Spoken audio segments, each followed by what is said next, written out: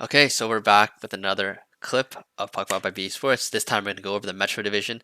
Dave, how is shoveling the snow? Awful. I need to invest in a blower. 100%. I think that was it. Like this storm today, that was officially like okay, maybe not this year. Like I'll gut it out through the rest of this year, but next year, 100%. I don't care where I have to store it. I'll store it. I'll find a spot. I'll make a spot, and I'm storing it in there, Dave, and you I'm using procrastinating it. and not doing anything and not buying a snowblower kind of reminds me of Carolina this trade deadline. It's true. Um, like I'm looking at their moves right now. They just added Puljujarvi and Gossesbeer, correct? Like Yeah. it So, seems so like they did not add a snowblower. What did they add, boys? They added like a a shovel. rinky dinky shovel. They Yeah, added the like kitty shovel. exactly, like when you go to Toys R Us and you buy maybe like a kid a sandbox and it's got the little plastic shovel that might be one that you bring to the beach. That's what they brought. That's what they And got. that's They got just two of Goss's those. Oh yeah. Puyarvi is With like Pugliarvi, maybe like they're using their hands. listen, yeah. Could have put it. God dang it. It's crazy too because like Puljujarvi was drafted as like a snowplow, but yeah, but it Dude, wouldn't like he was the street plow, right? yeah. Yeah. We thought this guy was he was a salter, okay? But in all The seriousness, puns are done now. in all seriousness, who weren't they in on? Like Meyer, they're in on literally like almost every single I big think fish. Kane they probably would have tried if he was Yeah. interested, Yeah, right? but Yeah. but you know what? At the end of the day, like they didn't end up with anybody. Oh, The most surprising non-move to me was the Niederreiter thing, right? Like that one screamed Carolina. Bring back a guy playstyle who wise, was there, who was a fan favorite, who was literally just he was good for them. He's on a reasonable deal. He's got another year, and he only cost a second round pick. If Carolina made that trade, we would have all been saying, "Oh, that's a typical Don Waddell fleece. The guy only makes steals for trades, right?" That's what it would have been. Instead, we're talking about Goss to spare for a third, which honestly, that's kind of good value. Like Augustus Bear is probably like performed better than a third round pick in terms of value. And you got Pugarvi, you got him on the cheap. Like you're trading Puistola, who's like no guarantee to make the NHL. And even still, like these two moves scream Carolina Hurricanes, right? They do. Like Puyarvi, he's gonna be with all of his Finnish buddies. You got Tavo, you got Aho, you've got Kakiniemi. Throw him right into the mix. That makes sense. World Goss Juniors Despair, reunion. yeah, Oh right. yeah. And Goss Despair can kind of see how he might be like what D'Angelo was for them, right? They brought D'Angelo in and he had a really good season for them. Gossesberry might be the same thing because you throw a guy on Carolina, all of a sudden he's a god defensively, right? So throw any conceptions you have about Gossesberry's defense out the window because now he plays for Rod DeBod in Carolina, so he's going to be elite. But yeah, no, I do think the story here is the moves they didn't make. What do you guys think? I don't like Ghost like as a Goss's beer as a 2. I don't like him as a 3. I don't even like him as a I don't 4. think he's gonna be. I But don't He's think not he's gonna any be of forced to but right. do that though. but Yeah, man. as a 5 or 6, I think it's decent. Yeah. And Yeah. that's what he gets to be in Carolina. Obviously, they have like probably the most underrated defenseman in the league, Jake Slavin. Brent Burns, you can't ever count him out. Brady Shea's not He's been bad. straight up. He's been good this He year. had Like Brent 4 Burns has assists just last been night. straight up good. Yeah, Yes. And I think Pesci is also extremely like underrated. yeah, Um yeah. Mhm. Shea has had a really good season too. I Yeah. I like their team. I mean, I think Gardner's hurt right now, but we'll see. If He's Gardner's he's a goner. He's a goner. he's not He's playing LTI or out retired. there, Yeah, he's okay. LTI or retired. Yeah. So if that's the situation, like if Gossesbeer is your 5 or 6, I mean, I've seen worse 5 or 6, right? I've seen Matt Irwin. I've seen Dylan McCareth. Like there are worse options for 5 and 6. So as a move in a vacuum like that, I don't mind it. In this, when you put it like you're right, in the grand scheme of things, they could have done much better. They could have, man, and it's just it's not like they have a bad team. They're quite literally second in the NHL, but it's just the context of what the rest of the division and the rest of the conference did, right? They did not keep pace with the rest of the big guys. Just looking at the top, just the three division leaders in the Metro and the Atlantic, they Only Tampa made less moves than them, I would say, right? So when you put it that way, it's kind of surprising. But Like, when is Carolina's best chance if it's not this year? what's the difference between what Tampa did this offseason and what Carolina did this offseason? This The off option. season, Sorry, not this offseason. This trade uh, deadline. My bad. My bad. This trade deadline. well, Tampa obviously emptied the cupboards of an already empty cupboard, right? Like they literally just scrounged up whatever like dust was left and said, "Here, take Take a everything toy. that's in our cupboard," right? And it was a lot more than dust. Honestly, they found like a diamond ring in the cupboard and gave it to Nashville. To be honest, it wasn't dust. Carolina's got a very nice cupboard. They've got some nice china in there. They got some casual stuff, really fancy. People come over. They got stuff for that. They have But it stuff didn't like feel labeled like, on the walls, like you know what I yeah, mean. It's all separated. It's definitely a beautiful looking cupboard, The 100%. the difference for I me, did. the difference for Okay, me is that Tampa got what they wanted. You know, they might have overpaid, but at that's a least good they point. got what they wanted.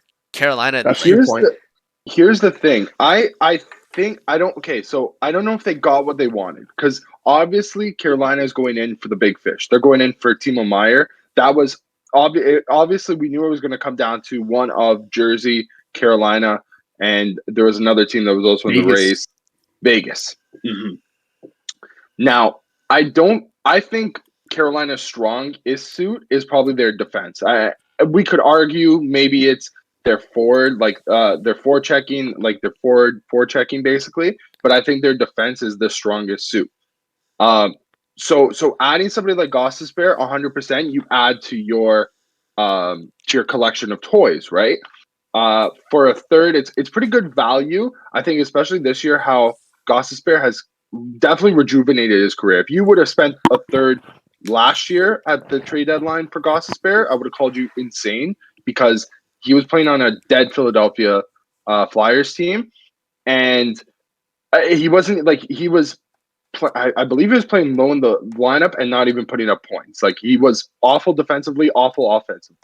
This year, he's probably about mediocre defensively. I don't think you could give him more than that. Like everybody on Arizona was like, there's no standout defenders on Arizona. Maybe Jacob Chikrin. But what he does is put up points, and that's what he's going to do on Carolina in that depth role. So I think in that aspect, I like it. Are we are we done with Puliarvi though? no, Like, okay, maybe now that he's playing alongside Sebastian Aho, maybe we get to see that glimpse of what we saw. What was that? The 2017 World Juniors, 2016 World Juniors, Yeah, it would have been 2016. Yeah. 2016, right? Because he got drafted that year. So maybe we get to see that spark, but I don't know, man. Watching some of those Edmonton games over the past couple of years, I remember clearly in the bubble. The Leafs got to see Puliarvi and the Oilers. I believe it was 9 or 10 times, and I don't think I noticed Puliarvi once in 9 or 10 games, and that's a sample size from a couple of years ago. But I know Oilers fans could attest, like it just hasn't panned out. Maybe it's one of those situations now where, you know, the pressure kind of seems to be off of him because the pressure's kind of been on him since he's been drafted. I don't And I don't think it matters that much in the sense that Puyarvi as a whole, he's had good defensive numbers, right? Obviously, he's not yeah, going to be putting up 90 points a season like he was probably projected to, but if he becomes like a 50-point defensive winger, yeah, that's all that they're I looking don't think for it's here. bad, especially in Carolina. No, dude, Yeah, 50-point defensive winger is like really good. Like that's yeah, probably like on the high end. especially on Carolina too, like where the defense, like it's more of a standout on a team like Carolina because it's just so structured that if you're not defensively responsible, it's very, very noticeable. So I think legit, he might. I don't want to say maybe it's a fleece, but I think I'm gonna lean. Don Waddell knows stuff that we don't, 100%. Like this guy's a pro fleecer. Honestly, I'm more inclined to believe that Puliarvi is closer to that, the 55-point defensive winger than whatever the heck he was for 7 years in Edmonton. It's true. So I So you know what I the think it's comparison okay everyone business. makes is for Puyarvi, and I think this is probably like too high of expectations, and this is recency bias. It's the Valeri Nichushkin. That's what Yes. everyone Yeah. sees, right? It's the guy who went to Colorado and is now like a when he's healthy, you think he's like money in the bank, one of the best power forwards, just like a 60-point guy, fantastic defensively, and was scoring clutch goals for Colorado all playoff run last year. I think that's probably too high a bar for Puyarvi. But if he can even sniff half of that, if he's a 35-point winger who's good defensively, like it is just so easy for Carolina to come out on top in this trade because they gave up nothing, right? Puyarvi can be exactly the player he was in Edmonton, and it's still probably a win for them. Just as you added a guy who can maybe play on your third line for a playoff run. If you take away the name Jesse Puyarvi, all the baggage of when he was drafted, and you just say, here's a rental pickup that plays third line, and he cost you Patrick Puistla, you're like, oh, that's a steal, right? So it is still the biggest story in Carolina is still what they didn't add, right? That is it, and it's what they lost, Max Pacioretty, right? They were trying to replace Max Pacioretty because if they had him, he was finally their guy with just a lethal shot. That's still what they're missing. I was convinced it was going to be Tarasenko. To me, that made way too much sense. That's the closest guy on the market to Pacioretty, and they got beat out on him. I don't even know if they were in on him, but yeah. Instead, they might be dealing with Tarasenko on the other end of the ice in the playoffs. It's just super interesting to see a team that you would expect to do everything, but then they kind of just A, held back, or B, just came out the runner up for everything. Or Do not you even. think that this is like a financial thing? Like, do you think um, Tom Dundon kind of said like, "Hey Don, we're not going to be working with much this deadline. You can try to make moves, but this is kind of the situation." Do you think it was that, or do you think like Tom said, I don't. "Don, you can do stuff, but don't burn draft picks"? Maybe he kind of had his hands tied behind his back That's after the big fishes were off the board. that's potentially a situation that we could have seen. The reason I don't really see that is because what you do if you're the GM of the Carolina Hurricanes, you just sorry, not Jim Rutherford. What's his Don name? Waddell. Don Waddell. If you're Don Waddell, what you do is you just pull up the standings and say this is where we are, and then you pull up on another screen, another tab on your Google Chrome, Timo Meyer's numbers. Well, see, that's the thing though. They were going to be willing to do Timo Meyer, and I think it's because they were trying to extend him. If they could have extended him, I think Tom Dundon signs off on that deal. Okay, you're getting a guy who's going to be here long term. Cool. We're not burning draft picks for nothing. It was as soon as Don Waddell had to be like, hey, maybe I want to do this. But this guy's a rental. There's no guarantee signs here. That maybe then is when it's like, okay, we're kind of a small market. I don't have money to burn like that. Save the picks. Let's not do that. I don't know. I'm just spitballing here because we still all have question marks of why nothing happens in Carolina, nothing of consequence, right? Quick goaltending. Antti Ranta's played more games than Frederik Andersen. That's not a good sign because if like between the two, I'd say Antti Ranta is the least reliable health wise. Ranta's played 22 games. Freddie's played 21. They're both in between like 900 and 910 saves percentage. So just okay, not exactly good. Are you guys worried about the goaltending there? No, And I'll mention Kochetkov as the third. I I feel like that guy is the wild card. Did you guys see he scored in a game in the A this Yeah. week? And And he was it fought? the A? Yeah. Yeah. I So don't think goal in a fight, man. This guy was an assist off of a Gordillo hat trick. I, I don't think it matters with goaltending in Carolina. Their defense is just too good. Their structure is too good. Okay, I Kind was of agree. never a Mrazek guy.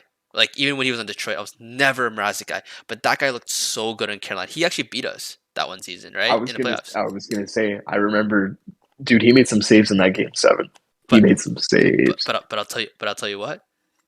It's so easy to play behind. Well, okay, not easy, but it makes it easier to play. If you're a goalie, you're no name goalie. You get to decide like, okay, which defense do you want to play behind?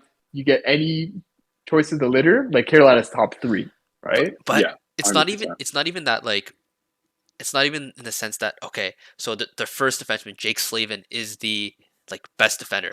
It's the sense that the first defender is Sebastian Aho. Like it's the unit. You look at the team as a whole. It's the whole team. And that's a difference between Carolina and other teams. It's gonna be interesting. We have to see. Let's talk about the team that. Let's move on. Let's talk about the team that kind of got what Carolina wanted. Timo Meier in the New Jersey Devils. Did they do enough? That's the question I'm gonna bring up. Yes or no? Is Meier enough to propel them into the Stanley Cup trajectory? What do you guys think? I think for my money, and I'm gonna go off on a limb here.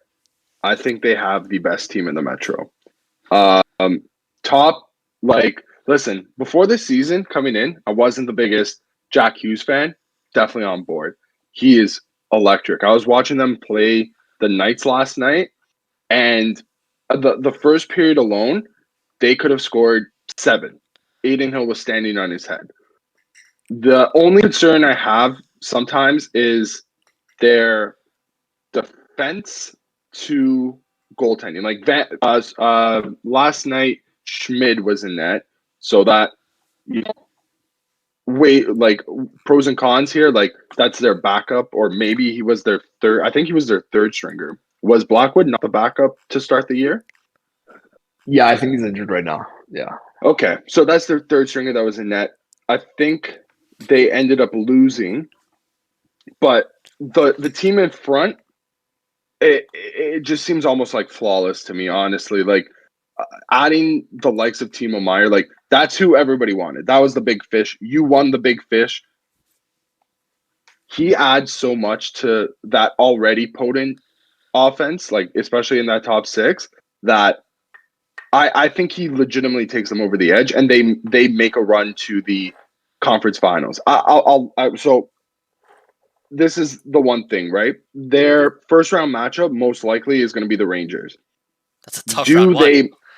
That is a very tough round one. Hey, listen, me and Christian know quite a lot about tough round ones, and I know you do too, Brian, especially against the Rangers. So it's never an easy out going up against the Rags. But I still legitimately think that they have as good of a chance as anybody to beat them. It looks like Shesterkin's not been himself all year, and that could all change in a 7-game series. It just takes one flip of the switch for somebody like him. I think if anybody's gonna kind of stop their potent offense, it's gonna be the jerseys.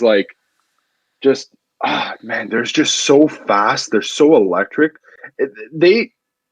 I don't know, Christian, what don't they kind of emulate Carolina? Aren't they kind of close? It's kind of a similar conversation, but I give Jersey the speed edge.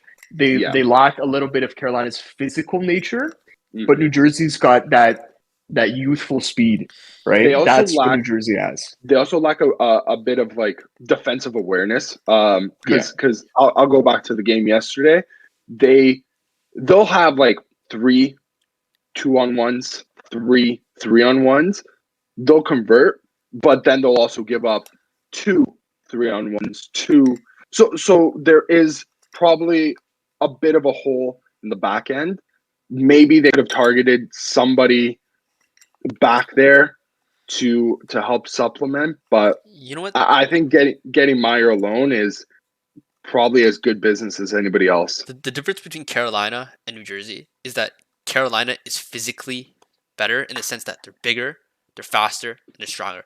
But where New Jersey shines is they have the gloss. They're shiny in the sense that they have Jack Hughes. Probably they have what Carolina wants. Exactly. Not killer instinct, but lethal offense. Lethal offense. They have a guy in Jack Hughes that right away can just spin around, drop 4 defensemen and just score. Nice.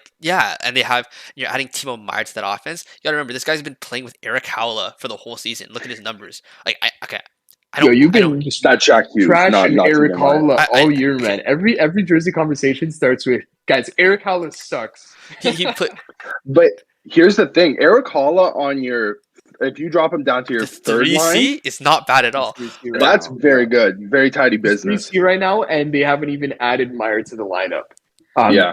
And they've got Palat on their third line. He can Another obviously go everywhere, but yeah. another player that I'm gonna mention. I'm gonna let Christian talk about him because I know Christian's the biggest fan. Dawson Mercer.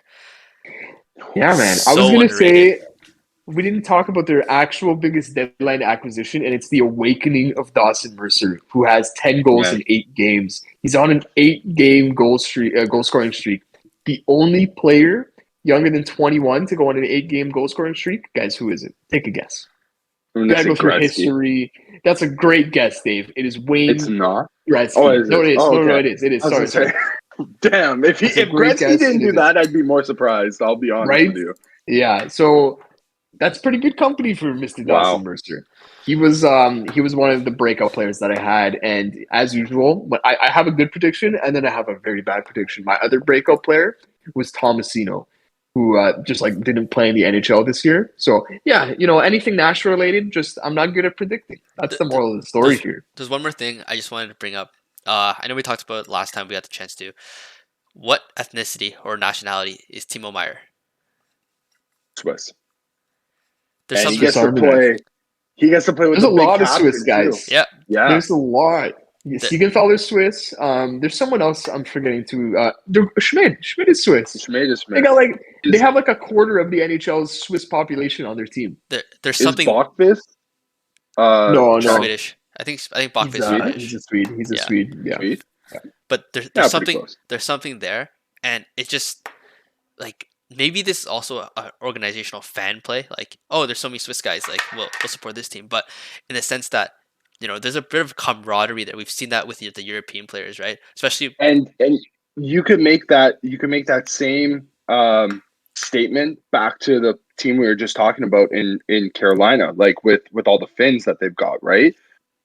Especially adding PRV, who's close with like somebody like Sebastian Aho, pretty formal with somebody like Jesperi Kotkaniemi. I think it definitely adds to. I think it also helps Timo Meyer make the decision. Like if he had the choice to go between Vegas, Jersey, Carolina, well, I'm already familiar with somebody like Nico Hischier. I know if I go there, Nico knows what I've went through, like what to do. He's my countryman, Played on the right? same So junior team too. they did exactly. So 100% it goes into a factor of not just ending up there in a trade because I believe he had to waive a no trade clause if I'm not mistaken. I could be wrong, but it also goes into the fact of him re-signing, which he already did. there. Speaking of being re-signed, there's just one more move that New Jersey made that I just want to give them credit for. I think bringing Curtis Lazar is such a good move. This means Miles Wood gets taken out of the roster because I'll be honest with you, I prefer Nathan Bastian over Miles Wood. I think Miles Wood is a little bit overrated, but Curtis Lazar is a solid fourth liner. I think putting him there is fantastic, and it just bolsters the fourth line just that a little bit much that makes it like strong, if that makes sense. Like you can He's never got Literally have a that tenacity. captain material. yes, and Yeah. I'll tell you what that matters, especially in the playoffs. But let's go to another team that the Devils will probably face in round one. Probably, I'm like at this point, I'm pretty sure it's like written in stone. The New York Rangers. Yeah. Yeah, this is a team that did nothing. Yeah. Next team. In all seriousness, they probably added like the second hottest fish in the market and the third hottest fish in the market, being Patrick Kane and Vladimir Tarasenko. You guys know how I feel with the Rangers as an organization, as a team, as a Capitals fan, but I will give them credit. Fantastic team on paper. Just change the jerseys, and I'm in love. They have such a good team. Their top six is fantastic, and adding Patrick Kane, I think adding Patrick Kane to any team automatically makes it better. I think it's a fair statement to say Patrick Kane probably gets into every single first line in the league, if not every single second line in the league. But Okay. do you guys think that I'll give you top six. I don't know about top line for every team because you've got guys like Pasta, you've got guys like Marner, you know what right? I mean? You know what, Unless yeah. you play him on his off wing. But Yeah. I do understand what you mean. But do you guys think that this is enough to get the Rangers over the hump? Define the hump. What is the hump? The hump being Boston in the Eastern Conference Final. The hump being So that's a very large hump. That is a hump the size of Mount Everest. So I think it's tough to at least this prematurely say that any team can get over that hump. But if you want to slightly downsize the hump to the Metro Division, I'm taking the Rangers. I will agree with Dave. I know Dave said Devils as his pick. I think whoever wins the Devils Rangers series, I honestly like either team more than Carolina, to be honest. And I know that's weird to say just because means my preference for the Metro is the reverse standings. It means I like the Rangers most, Devils second, Carolina least, but that's how I feel. This to me is the second best roster on paper in the NHL. Bruins is the only thing keeping them from first. And basically the only reason why I wouldn't say it's almost a tie is because the Bruins made one more addition late, getting Bertuzzi. Before that, I could hear you out an argument saying the Rangers have a just as good of a lineup on paper as the Bruins.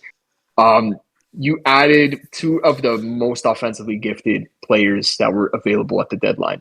Like Tarasenko is no slouch. He kind of had all the spotlight taken from him by Patrick Kane.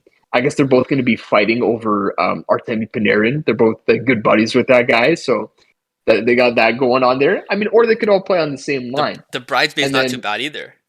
Yeah, right. I mean, that Mika Zibanejad guy is pretty decent. They're going to have the kid line as the third line, and it won't be because they're forcing it. It's going to be because just if you were to just peg the guys naturally by who's the best, that's how it turns out. The kid line as a third line with Laugh, Hedel, Kako, really good in the playoffs last year. It's been good this season, and I think it's only going to get better. They have basically not much offensive pressure on them. Any offense they provide is kind of gravy when you look at their top six. And that fourth line is kind of greasy too. Tyler Mott, Barclay Goodrow, and I said greasy. You got the captain of greasy, Jimmy Greasy, Jimbo Greaseface. Okay, he's going from playing Vanilla. first line duties. Yeah, vanilla, greasy vanilla. He's going from first line duties to fourth line. Okay, so that's well slotted. They're 7 defensemen deep. Nico Mikkola is going to be their 7. Keandre Miller is suspended right now, and Ryan Lindgren is injured. You're taking out Ben Harper and Nico Mikkola for those two guys. And then you have Fox, Trouba, Schneider.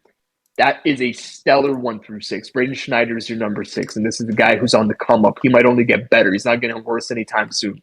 Oh, they have a potential guy of Vezina caliber in net. Dave mentioned hasn't been that this year. And I will also mention last year when the playoffs started against Pittsburgh, we were all kind of like, what the hell happened to Shesterkin? Is he turning into a pumpkin?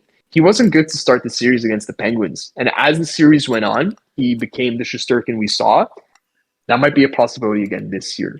So I am in love with the Rangers roster. Outside of the Bruins, they are my favorite roster. And they've got the nice jerseys to match. It's unfortunate they're not going to be wearing those retros in the playoffs. If they were wearing those, and I may or may not have money on them to win the cup if the Leafs don't. So, it's just a disclaimer. Do you guys think that, like, the Rangers did everything they possibly could? Because to me, this looks like an all-in year. To me, it looks like all the chips are on the table. You know what they didn't do? Fire their coach. I don't think the Rangers get over the hump of Jersey specifically for the fact that they have Mr. Shit His Pants himself, Gerard Gallant. That guy is prone to capitulating in the playoffs. And I think for that reason alone, like, honestly, they have a great paper. They have a great team on paper.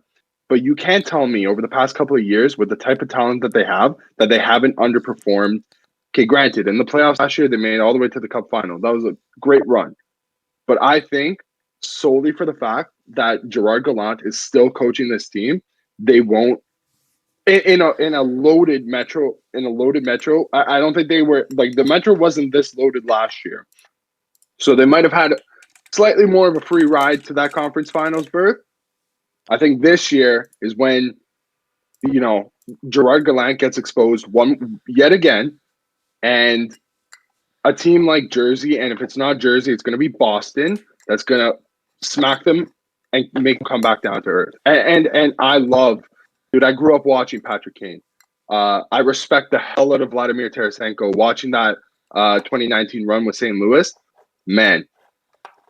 But I just can't get over the fact that Gerard Gallant is still the head coach of that team. Like, I think it makes such a big difference, and he's just such a perennial underperformer for me personally. So I think for that reason alone, they turn into the pumpkin in round one.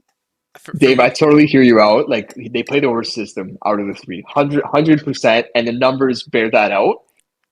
I am so in love with the Rangers roster on paper that I think they've took the steering wheel out of his hands. Like if he Yeah, crashes this maybe. car while sitting in the back seat, like then yes, like they gotta fire the guy. I think obviously if they do lose in the first two rounds, I think it would be him obviously out the door.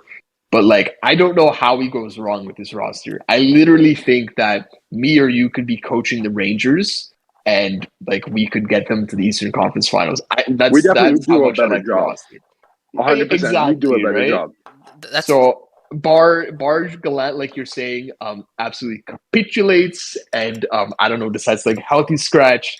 I don't know, Tarasenko because he doesn't play hard enough defense, then right? Or Shesterkin, he was partying last night and yeah, he's gone. I'm not putting him in net. Throw Halak in. Unless that happens, that's how much I like the Rangers. That's how high I've got the bar for those I guys. think that's an interesting take. I actually don't mind Gallant as the Rangers coach, just because, if you look at the roster on paper, this is a roster that you want to be free flowing. This is the roster that you want to say, all right, Patrick Kane, do your thing, just hands off the wheel, just go. You've done this so many times, you've done this for so long. Do your thing, and you can say the same thing to Zibanejad. You can say the same thing to Panarin, right? I think there's a bit of camaraderie with this Rangers team that we haven't seen for a while. I saw a video Patrick Kane skating on the ice in I don't know what their practice arena is called, but he's like just on the ice alone, getting a feel for it, right? And then Panarin's banging on the glass. Kaner, get over here, get over here, and then Kane just shoots a puck at him. You know, like there's a bit of camaraderie there that like there's something special specifically in the playoffs. It's not the only, like you said, it's not the only time Panarin's reuniting with somebody. He's reuniting with Tarasenko too, and I think that for the first time ever, that with everybody all together, the Rangers will have a bit of a sense of unity. And at that point, it doesn't matter what the coach says. We've seen it already with Colorado. I don't think highly of Jared Bender, right? And I think Gallant will have a similar situation here. Just hands off the wheel, do your thing. Let the car go on autopilot. He's driving a Tesla, right? It's just driving himself. We gotta hope that the autopilot moves out of beta, right? Like if it's still Hopefully. having some problems, right? That's what's going on. We got all the comparisons today, boys. Snow plows and Snow plows. Hubbards and Teslas. Wow. Okay, let's go. That's enough New York for me. That's probably enough New York for me for a long time. Actually, there's another New York team here, but that's enough Rangers for me for now. Let's go on to the Penguins, my second most hated team. How do you guys feel about their moves? Because they're kind of going for it, but like, They bought, but they shouldn't have. That's yeah, basically it's Canucks 2.0, and how fitting that they almost made a trade. They almost made a trade They to take. almost made it worse, man. Yeah, they legitimately almost made it potentially a lot worse. they dodged the bullet with that one. Okay, so they pick up Mikhail Granlund, who's been on, he's making $5 million a year, playing on Nashville's third line. I believe he's 3C there, and he's got some pretty shocking numbers for what he used to produce. I remember the trade. I believe that was the Niederreiter. Was it not Niederreiter for This was Granlund? No. it was even worse. Even worse. Oh my God, This who's the guy guy that plays in LA producing? now. He plays in LA Fiala. now. That's right. Yeah. It was Fiala. That's right. Yeah. Oh my God, brutal. Such a brutal trade. Yeah, I don't know. I think we mentioned it yesterday. I think Pittsburgh just they want that keep that streak going. I legitimately don't know if they're gonna be able to hold on. I think they're just gripping on for dear life at this point, and they were just throwing everything at the wall to see what stuck. Adding JT Miller, I think, legitimately might have helped them reach the promised line for this year. The next year, I don't know. Like it's just at this point, it's just trying to get it for Crosby, Sid, and Letang. But man, It's they're gonna look like Detroit from a couple years ago in a couple years from now. Like it's gonna be barren over there. it's the idea of I promise Crosby, I promise Malkin, I promise Letang that we will not not go for it while you're on this team. And Brian, how can you say that when look at the fan of like you're a fan of your team yeah, that like has kind of those same promises, right? You can make those promises and say this specific year was not going to be it. Let's have a better chance next year. there's one Don't you difference. agree? There's one difference. The difference is that this year there's a point in time we fielded a $30 million roster. Like Yeah. this year for us, 100% a wash. I don't think the Penguins have been as injured as us. I don't even think any team in the league has been as injured as us. Period. Obviously, They've just made some brutal moves. Like it's been on their own accord why they're in this position. Kind of, they've been overpaying and overspending for players for since their last cup in 2017. They lost like Brock McGinn. He went to the Canucks. Are they not retaining on him as well? Anaheim. He went to Anaheim. He went to. I What think did I say? Canucks, but I think you're right. I think they retained half. They retained half, right? And But that's honestly, and like that's half still is a like, win. Like to me to even like get off of Brock McGinn, I'm surprised Anaheim even did that. To be honest, and that's what I mean. Like that's player one. Like you know what I mean. And then you look at the rest of the team. Like, whew, man, there's some awful. Like there's some boat anchors there, 100%. Like there's some stuff that could be immovable next year, the year after. The talk in Pittsburgh leading up to the deadline was that their third line like sucks. Like they were getting no production out of the third line. Jeff Carter's kind of not been it this season, and it's tough to blame him. He's 38 years old, right? Like the wheels fall off at some point. I'm gonna say I kind of like the Michael Granlund move in a vacuum, and it's for two reasons. Two examples that I can point to that play on Pittsburgh Penguins roster right now, where they took a veteran-ish forward, like a guy in the 28 to 31 age range, who wasn't performing on their last team, at least for a season or two, and is now performing on the Penguins. You only have to look as far as there's two. Well, let's start with Zucker. Zucker for the past 2 years for the Penguins hasn't done too much. He had 18 points in 39 games in 21 and 17 points in 41 games in 22. This dude's got 37 and 57.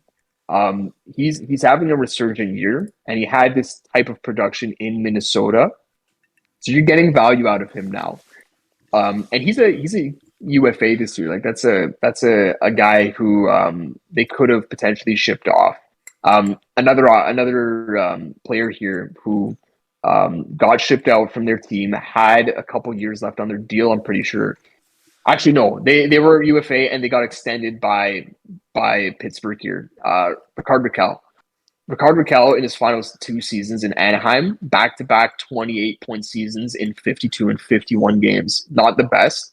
He had 13 points in 19 games for Pittsburgh last year, and he's got 42 points in 61. So he's kind of revived his career now in Pittsburgh. I have no reason to believe that Michael Granlund won't do the same thing, because this is a guy only 1 year removed from a 64-point season in 80 games for Nashville last year. I don't know if he gets back to the 64-point mark, but I think he could definitely be a 50 to 55-point scorer with like 10 to 15 goals and basically be second-line quality, which is an upgrade on what they were getting out of guys like Kapanen, who they lost his cap hit free. That's a win for them, because Cappy was never going to succeed in Pittsburgh at this point, and they got off of some of the McGinn salary. You turned that dead money into Michael Granlund. I kind of like the Michael Granlund deal. That specific deal, I like it, because it helps them more than just this year, because I don't think they're going to win this year. But if you put subsequent seasons, Granlund's good. If you put Granlund with Crosby or Malkin, he instantly revives his career. No questions asked. And if he's on the third line, like Granlund should be on his second line. Like if he's your sixth guy, I'm okay with that, right? So if he's on your third line, that's bonus to me in my mind. He's giving you the value of his contract. And then Cappy and McGinn weren't, so that's a win to me. The Kulikov move for me, I think it's just a wash. I think it's just a typical trade deadline move. Yeah. The Benito Yeah. move kind of like triggers me because it kind of reminds me of the whole Chicago trade Hit the band Panarin back out. together. Yeah, trade Yeah. Panarin out for Brendan Saad. It's kind of the same thing here in the sense that they're It's just just trading kind of something out, throwing darts at the wall and see hoping what something happens. hits. Yeah, but Yeah. I will say this: down the middle, it's if you said this to me 3, 4, 5, 7-ish years ago, it's disgusting. You have Sidney Crosby, Evgeny Malkin, Jeff Carter, Nick Carter. Foligno. Look at it in 2023. Not too hot. The first two, It's old. yeah, That's an old center core, right? So it's an old team in general. Very It's old. old. Yeah. Well, just on their forwards alone, the youngest player is Ryan Paling at 24. The next closest is Heinen at 27. They're the only two forwards under the age of 30. Oh, never mind. Jake Gensel, 28. Oh, three Still, out of your totally old. 12. Man, Yeah. holy hell. so Oh, and I, Ricardo I, Raquel's 29. I think we're all in agreement here that they're not going to be winning the cup, and they're definitely No. probably. And Yeah. if they do get pulled against Boston in the first round, it's going to be like a wash. Yeah, I think it's just get into the playoffs. I mean, they could definitely, maybe get a game, maybe. Like you still have Crosby and You Malkin. can't Like count at them the end out. of the Yeah, day, one game. I think I legitimately give them 5 games, and that's it. I think that's But fair. another thing too, we're talking about their third line. They have Alex Nylander in the minors right now. Does anybody remember who they traded Alex Nylander for? No, Ooh, wasn't it Kessel? It was not. It was Sam Lafferty. So Sam Lafferty went Oh. to Chicago. Now he's on the Leafs. What a potential productive third line player he'd be on a team like that. And Sam Lafferty's under the age of 30. Am I not? If He's I'm not wrong, 27, right? that's not a high bar to 27, and set he in the has NHL. and he has a little bit of control as well. Man, he definitely. I don't know. I'm just saying. Like, listen, they're trying to make the playoffs, but I think that's as much as That's as much they're as we gonna can say get. for them. Like, yeah, Okay, let's move over to the other New York team. They kind of did what we expected them to, just make that typical trade a third out to get a second line, third line winger.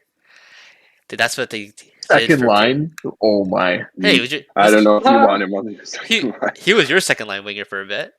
No, man, no. Maybe like Maybe for a half a game. period. Yeah, Oh, okay. exactly. Sorry, I'm Yeah, thinking of no. something else. But okay, third line, fourth line, bottom six guy Yeah, for a third round pick. That's what they paid for Pierre Engvall. I don't know. Dave, This is typical do Islanders you not stuff. see this as like a not? To me, this is not typical Islanders. Like Pierre Engvall is not an Islander type player in my mind. yeah, it's weird. He's not the sandpaper type of guy. I'll tell No, you no. that right now. He's 6'5". Like if you watched a single post game interview with Pierre Engvall, this guy always had his. I know it's always brought up by Steve Dangle, and I'll use him as reference It's a because funny one. for some reason, he always brings up this story. Yeah. It's like whenever you see Pierre Engvall, he's got his shirt off and his body is like looks like a Greek god, dude. Exactly. He's Like just doing imagine the all of that. statue of David. Like that's Yeah. what he looks like. But he has this frame and he has all these tools, but it's just like he's never been able to put it all together. So he's got a shot. And this year's actually been pretty productive, especially playing deeper in the Leafs lineup, which is probably where he projects to be for the Islanders. If he's playing on your third line and he's going to put up, for the rest of the season, if he gets another 5 goals, I think, good for him. He's a 10 to 15 goal scorer, but he should be so much more. Like if he used his frame and when he gets angry, he lets you know, right? He's got that frame to be physically imposing, but he's just not a physically imposing player. So if that's what the Islanders thought that we're going to get, because it just goes on to their team motto. Like, they've got that one line of Cal Clutterbuck, Casey Cizikas, and Matt Martin. Like, maybe if some of that rough and tumble type of play rubs off on him, good. That's a plus for the Islanders, but I just don't see it happening. I think at the end of the day, it's probably like a 6 out of 10 pickup for me. Like, they could have gotten somebody a lot better. I'll be honest with you. They probably should have been the ones going after somebody like a Nito Niederreiter, 6'2", in your face, in front of the net. If he's on the Islanders, dude, playing alongside somebody like Barzal, Bo Horvat, holy smokes, that's a real player. You don't want Engvall playing alongside either of those guys, basically. So, Dave, you say that, and Brian says, "Oh, didn't he play like second line wing for you guys? Do you have cap friendly open right now, Dave? I do, yes. Can you find the Islanders page and go to their depth chart for me? And can you read me out what line Pierre Engvall's on? I'll stall a little bit while you do that because I know I'm asking you that. On the depth chart? On the depth chart. I got it. Oh, jeez. Oh, is he playing on the first line? No. Where are they putting much higher up? Is he on the first line? Yeah. They've got him playing first line right wing with Anders Lee and Bo Horvat. Right? Yeah, so he can't be serious. Come on. Shiny new toy, you throw him up, you see what he does, whatever. Listen, we've been crapping on Engvall for years. Crap is the wrong word because he is a valuable player, and Dave outlined all the stuff that he does. And it goes back to that toolbox where imagine you've got your toolbox. You pick up Pierre Engvall's toolbox because, you're going to work, and Pierre said, yeah, you can just borrow mine if you can't find yours. So you take Pierre Engvall's toolbox, and you get to your work site, and you open it up, and you've got like a hammer in there. You've got, you've got a wrench, and then you've got like a toothbrush.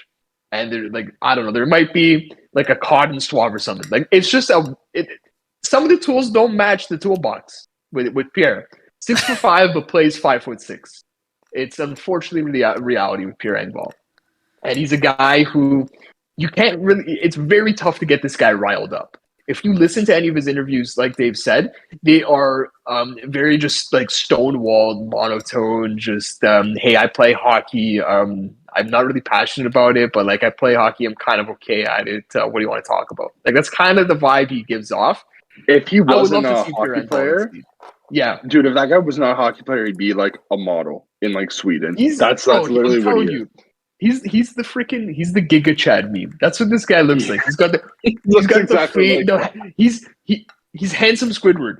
That's what he is too, bro. That is a perfect parallel, dude. That's Pierre Engvall. Okay, and even then, even while he plays hockey, I always joke that Pierre Engvall gets on the ice and he's actually a speed skater. And when the puck lands on his stick, he plays hockey in like his pastime. It's just like, oh, I'm going for a skate. The puck landed on my stick. Well, I'm here. I guess I might as well try and play hockey. That's kind of what you're getting with Pierre Engvall. I bashed him for like 5 straight minutes here, but it would be a hilarious story to see this guy succeed in any capacity for any team in the future. I think it would be a great story, and I would love Pierre to shove it down all our throats.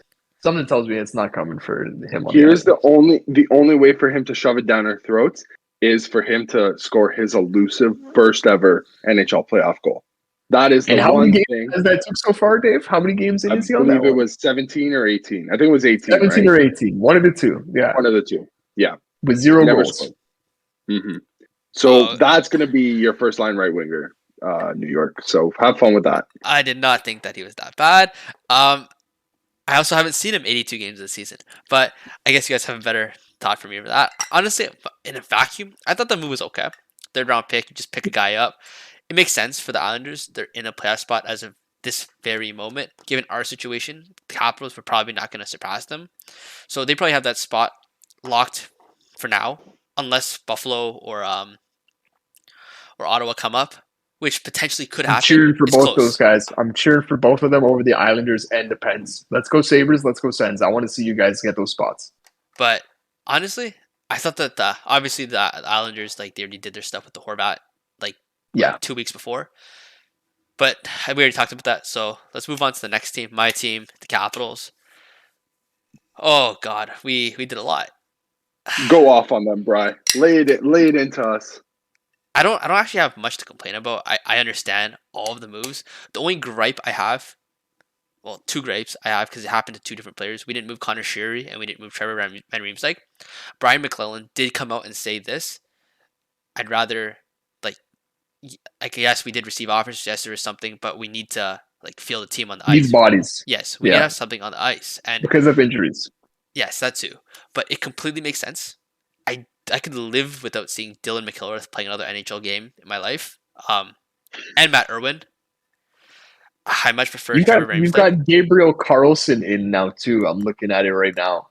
Can I just read out to you this D Corps that's on Cap Friendly right now? I don't know if this is the projected lineup for your next game. Sandin, Van Riemsdyk, Alexiev, Irwin, Gabriel Carlson, Vincent Yorio. Yeah, it's not looking too hot. Rasmus Sandin is the number one next game? Yep. It's not. What? It's not looking too hot. Yeah. Nick Jensen's hurt, is he not? He just got Nick hurt. Jensen's hurt. Yeah. Martin Fairbairn's hurt. Carlson's John hurt. Carlson is hurt. So what So happened? your top three defensemen are out right now. So what happened was when Jensen signed his contract, I swear to God, like literally the next shift, like the first shift, 17 minutes of the game, boom, didn't come back for the rest of the game. What does that? What does that mean? It means those, It's a curse. Yes, it means this season is cursed. Like there's nothing we can do about it. Yeah. Instead of spending money on I don't know, like players in a free agency, just get a witch, get like a shaman. Witch doctor. Yeah. I think that's the best thing to do. Peter Laviolette fired for a witch doctor from Spokane. from Trail, British Columbia. They brought in a professional smoke eater from Trail. That wouldn't be a bad idea at all. But in regards to the Sandin move, obviously we did business with you guys. We traded Eric Gustafsson out with the 32nd pick in this year's NHL draft to Toronto for Rasmus Sandin. I looked into Sandin's like numbers. I just read about him. He's very similar to Orlov in the sense that like he's mobile, he's young. We basically got Orlov a couple years ago, minus 7 years, in exchange for a UFA and a first round pick that we probably weren't going to use anyway. I'll take it. Well done with that one. Selling Johansson makes sense because he's obviously expiring. Send him to a good place in Minnesota. He'll be back. I'm not concerned. And Eller, thank you for your service. Thank you for the game-winning cup goal. It means a lot. It really does. You are a legend. I think that we should. There's an argument that we should retire number 20 just for that goal. But at the end of the day, it just wasn't working out. Wasn't a good fit. And I'm glad to see him go. One last thing that like was kind of an L. We didn't move Bantha. And I think that's a guy that's like, it's a known fact. We do not want this guy. Like the Capital fan base does not want this guy on the team anymore. Would I wanted to see him move? Sure. But then again, A, we need bodies. 2, he's locked up. And 3, no one's taking that contract. So at least you won the trade. Yeah, that's true. I said in our chat, I said the Red Wings took a capital L and the Capitals, funny enough, they took a lowercase L. It looks like that hockey stick. And you know what? I can't really complain with this trade deadline. Like this does mean we're sellers. Fingers crossed we win the lottery. I will play lottery simulator after this episode. But yes, I'm just glad to see that Sandin has a new home because obviously we'll talk about with Atlantic Division. He wasn't going to get PT. At least with us, he's going to be technically our number 1 now. But we'll see how things go. I'm excited to see how he does in Washington.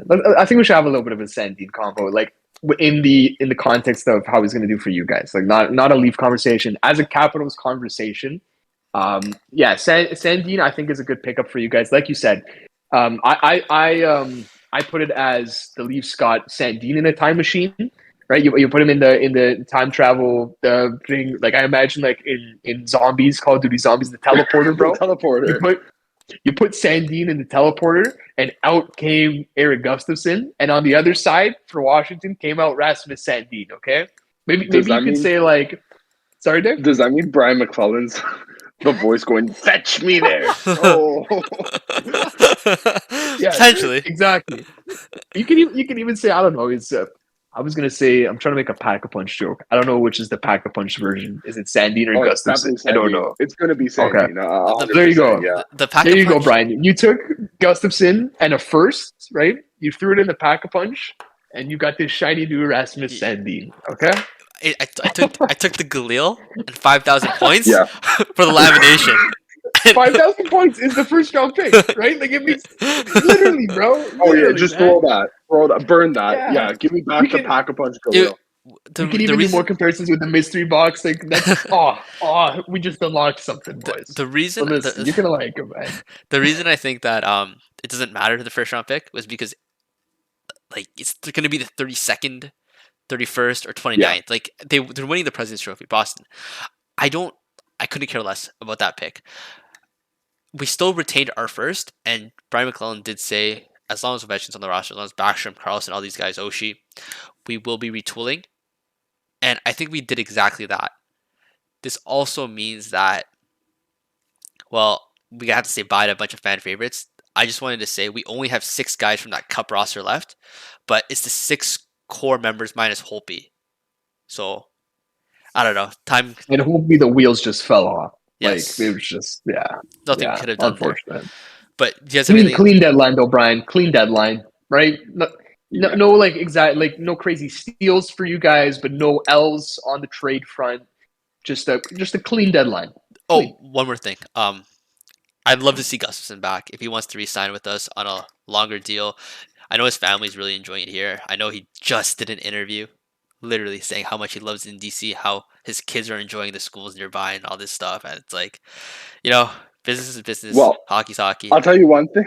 Brian. Yeah. He's got to beat out 10D in Toronto to get a spot. So it's definitely looking a lot more likely that he does return.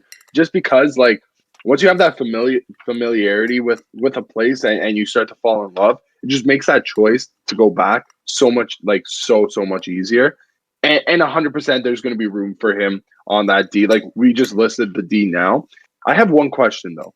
Will somebody like Connor McMichael or Hendrix Lapierre, will they get looks in at the end of this, like, closer to the end of this season? Those two, no. The guy that I want to see step up is Alex Alexiev. He got drafted in 2018. It's been forever since he got an opportunity. I don't want him to end up like Lucas Johansson, a guy with such a high ceiling, such potential, just not work out, if that makes sense. Obviously, he's going to be playing more regular minutes now, considering like half our team's in a wheelchair or a hospital and the other half just got traded. But at the end of the day, like, it's time for him to show up, and this is the moment to. And like, he has the stage. It's if he doesn't do it now, it's gonna be never. So that's the answer to the question. Hendrix Lapierre, I'd be open to trading. Connor McMichael, I'm very open to trading. Really? Yes, it's just a matter of what we get, because like, will what we get suffice the return of a potential second liner? We'll see. But let's move in to a team with no second liners. The Philadelphia Flyers. Oh, boys. Chuck Fletcher. Chuck Fletcher is a hockey terrorist. That's it. No other thoughts. No, Okay, I next team. kid. Yeah, bro, what are you doing? Like, I actually got to pull up. Like, I don't even know like really how many UFAs they had other than the one that sticks out like a sore thumb in JVR, which there's obviously some drama there at the end of the deadline. I feel bad for JVR. I feel so bad for him, man. I don't know why they picked up Brendan Lemieux. He's also UFA at the end of the year. Why the hell do you need this guy? I don't really know. Their blue line, there wasn't even really. There was like Justin Braun, but he's got 1 point in 40 games. It's just a really stupid deadline for Fletcher. He came out and said, actually, we're the 5th most improved team if you look at last year. And that quote has been torn to shreds by everybody. The JVR thing is the big thing here. What the hell, man? You have a guy who's a rental. Like, teams are interested. Trade the guy. Trade the freaking guy. Well, they Klingberg, did. we thought we were worried. Yeah, okay. So, yeah, get into that, Dave. Get into that. So they supposedly had the deal done, and did they got it through before? Because that was like it was like final seconds. We were It's probably like 2:45 that we were first hearing about it. Like JVR yeah, to Detroit done, not done, but and JVR to it must Detroit have is yeah. 2:45 was the combo between Iserman and my God, Chuck Fletcher. Fletcher. Such a forgettable face. And and then by 2:55, it was like, oh, okay, everything's all done, it's all set. JVR is heading to Detroit, and everybody was like, good move. Like, you know what? Fair enough. It's JVR is not the same. Like, that's not 2013 JVR when he scored 35, but he's still useful. He's useful for what he is. That cap hit, scary. But if you get him 50% retained, I would imagine that there was probably another. Did we ever get like details on what the trade would have consisted of? No, but apparently, like what held it up was that Detroit was supposed to make a subsequent deal. That fell through. Yeah, I I wondered because to me it didn't make any sense for Detroit. I didn't know why Detroit would need JVR. You just traded Bertuzzi and made your captain cry. Why are you buying now? Like, right? Yeah. It made zero sense in my mind. To me, the Iserman and the Iser plan was to flip him. I think he had a side deal, and the team that you'd probably think is so who would be a rival of Philly? Pittsburgh? Did Pittsburgh maybe want JVR? And Chuck Fletcher was like, right? You know what It makes has sense? to be, right? You know what makes sense? Carolina. Yeah, Carolina or Pittsburgh to me. In my mind, those teams are interested, and for whatever reason, Chuck Fletcher was maybe asking for premium. Eisenman heard about this, and he said, "Well, I'll get JVR out of Philly for you, and then you can pay me a little bit extra, and we win-win." That's what I think was happening there. I don't know why it fell through. Maybe Pittsburgh caught wind. Maybe Philly caught wind, and Chuck Fletcher's like, "Well, screw you, Eisenman." That's what I'm gonna have in my head because to me that sounds like spicy drama. So that's what I'm gonna. That's my theory. I'm not even gonna ask if the Flyers did enough. I think we know the answer to that. Anything else you guys want to say on Philly before we move on? Because like I feel like we could just do a separate segment or a separate episode just digging into Chuck Fletcher, digging into the Flyers. Because like, but going into it, it's like the only thing you can really say or feel is, man, sucks for the players. I think we're all in agreement for that. Did they it's not just also what the hell team? Yeah, did they not also have discussions on JT Miller as well? I didn't hear. I think No, I saw that somewhere. If they did, that screams Chuck Fletcher, but what the hell? The whole team is what the hell, man? What the hell, Chuck? What the hell? Philly's my Metro team. Like I want to cheer for Philly. It's tough. It's very Chuck hard. Fletcher. Very, very, very hard. Very hard. Oh, they also added. I forgot that they added Brendan Lemieux. They're adding Brendan Lemieux to a team that already consists of Tony DeAngelo. Spicy locker room. Hey, yeah, that's so true, man. They're gonna get their podcast back together, right? Didn't they have a pod in New York? Yeah, that's what's gonna happen. Did they really? Oh my god! Yeah, they did pod. Did they fight? It was like some. No. That was I think they're friends. Yeah, they're friends. Like they're on the same wavelength. Awful. They're just not great people. Like you know what I mean? Like those types of guys. That's. Listen, I can't confirm or deny anything. It's just what I've heard. It's just like now you want to bring that type of locker room energy to a John Tortorella team as well. Like oh my God. I will say though, like okay, it's tough to give kudos to Tony, but he's had a quiet season off the ice, which is good. Yeah, he's like 3 points. That's what he has to do. Like, good for him. Yeah, thank you. I know it's the bare minimum. It's the bare minimum, but at least he's providing it because he wasn't providing the bare minimum before. So all right, boys. 2 negatives, make a positive. Let's go to Columbus. Because this is our second negative. Did they get what they wanted? Like, did they get enough for Gavrikov? That's the main question I think we have here. I think they did. I think if giving up Korpisalo gets you the package you want for Gavrikov, which is a first and a third, I think you're totally fine with doing that in a season where you're trying to tank now. It's like, oh, you want to take my goalie? Please take my goalie. I don't want goaltending. I think that's kind of what we'll take your goalie and we'll send him out. What the hell is that? Oh, you want to give me Jonathan Quick? Well, can't have a goaltender that could maybe go on a revenge tour. What the hell? What do you think? I want points. So yeah, I right mean, back. this is another like throw it in the trash season. Same thing like with Philly. Same applies for Columbus. I do like some of Columbus's pieces on an individual basis, When they're and healthy. yeah, when they're healthy, when they actually have like a decor in there. They got off of Voracek's cap. It doesn't really matter because he's an LTIR retired guy. And they didn't really do much other than that. They got the fifth for Nyquist, which yeah, that's good. I don't really have too much on Columbus. It's gonna be tough for them to get back. Like anywhere to the playoffs, even like not last in division. I think. Well, to be fair, Chuck Fletcher's giving him a pretty good race, I will but say though, like All it takes. Yarmo's a spicy guy, right? he'll figure it out. He was in on Chikrin. There was even stuff about him sniffing on Horvat. He's always got big moves planned. So even though nothing happened at the deadline, as soon as the Well, offseason rolls around, he'll do the thing something. is, it's so tough for them to attract. Well, I mean, I'm saying that, and they It's the got Winnipeg Johnny thing. It's Gaudreau, the same right? thing as Winnipeg. Yeah. So maybe getting somebody like Gaudreau makes it a lot easier.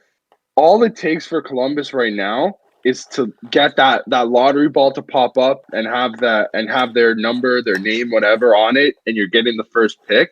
And Columbus, Ohio is a destination. that becomes the spot, dude. Like if we're projecting Connor Bedard to be what he's meant to be, probably like a Connor McDavid-esque player, that makes Columbus, Ohio so much more attractive for free agents. Doesn't look like they have a lot of UFA money coming off the books. Like they have a lot of guys signed to next year, which is all right, I guess. Another The thing. the one real standout though is they need Merzlikins to get back to any sort of stable goaltending because that guy's making 5.4 until 2026. Oh my god. Sorry, 2027. I didn't realize that. Wow. Man, It's oh man. it's tough He's when having a tough mental season. That guy needs an off season really bad. it's tough for Columbus to like to show any value, especially this season when they don't have their best player. Like Zach Werenski's Yeah, been out since Zach Werenski, like how long? 100%. Like it feels like I he's think been gone for like the whole season, if not like 5 It was months. really early into I the will Yeah. tell you, he's played 13 games this year. So Yeah, That was probably like early November. yeah. so I don't know. It feels like to me like that It's obviously a you have throw to it in take the him into. trash So that's season. the thing. Caps. It's an injury There, ridden season. there are pieces there that if that's There's anything that building you want to. blocks. The There foundation's are there. building blocks there. Yeah. But then again, if they should be a lock for a top 5 pick. The number 1 pick is what everybody wants, but there is a couple pretty good consolation prizes. Leo Carlson, Fantilli. Adam Fantilli, Michkov. Michkov, right? Like there are good. Will Smith, the hockey player, not the actor who Brian wants. Yes. There are some very good consolation prizes that you can also help supplement the rest of the team It's fixable. and build. It is definitely fixable. So I like a lot of I think if there's any time that you kind of want to suck for Columbus's case to start building, it's probably this season, right? Are you And you can say that for a lot of other for teams. Bedard? Is that what you're suggesting, Dave? No, never. Christian, what would you even suggest that? All right, boys. I'm sorry. Anything less for this division or no? One thing for Columbus, I like their pieces. Ken Johnson, cool guy. Like that guy was gross for Canada a couple years ago. Marchenko has 17 goals and 1 assist. He's doing the Brandon Peary. Remember when Brandon Peary had a 20-goal season and 1 assist? Yeah, I find that funny. That's all I got. I can't believe I'm going to say this. I can't believe these words will leave my mouth. If you want to buy a Patrick Kane Rangers jersey, head to NHLShop.ca. Shout out to Razor. Shout out to Fubo TV. Thank you for listening. This is our outlook on the trade deadline of the Metro teams this season.